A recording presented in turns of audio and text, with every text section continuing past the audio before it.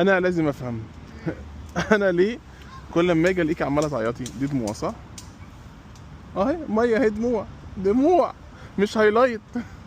بتعيطي ليه يا حزينه؟ وريني موبايل. لا افتحي افتحي كده، افتحي. ايوه ايوه ايوه. طبعا انت فاتحه صور الينا وعماله تعيطي صح؟ طب ليه بقى؟ ليه الحزن ده؟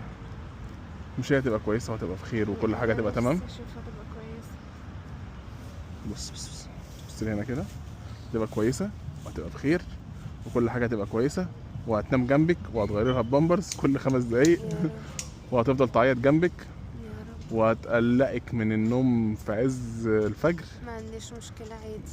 ماشي، افتكروا كلامها، ها افتكروا كلامها عشان ما ترجعش تشتكي بعد كده. خلاص معلش معلش بقى، مش عايز ابوظ لك الميك اب بقى ولا ابوظه عادي. مش فارقه والله. طب خلاص ماشي، يلا يلا جيمي 5. جيمي 5 يلا. احلى زنونه في الدنيا والله العظيم. خلاص بقى، خلاص بقى. طب ايه، نرجع البيت؟ هنفضل نعيط كتير؟ عشان العيال بس. نرجع البيت. عشان بس ايوه يعني يلعبوا براحتهم هنا. طب خلاص ما نعيطش بقى ماشي. والله بتعيط بقى. تعالي تعالي تعالي تعالي تعالي تعالي يا حزين. معلش خلاص بقى. ماشي ماشي يلا يلا يلا. وريهم كده الخاتم اللي انا جايبه لك. وريهم. اوه ايه ده؟ ده ايه ده، الماس ده ولا ايه؟